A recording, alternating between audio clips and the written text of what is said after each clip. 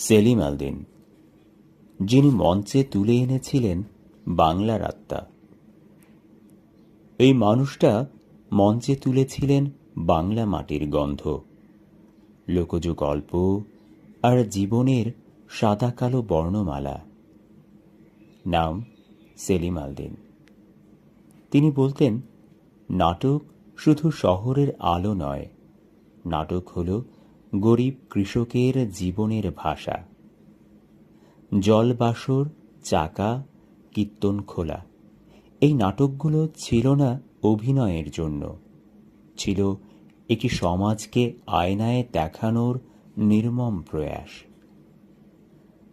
তার ভাষা ছিল গ্রামীণ, কিন্তু গভীরে ছিল সময়ের রক্তাক্ত সত্য।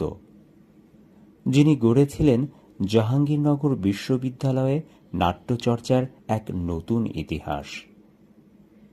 সেলিম আলদিন মানেই বাংলার লোকজ ঐতিহ্য আর নাট্যমঞ্চের সবচেয়ে মাটি ছোঁয়া বিপ্লব।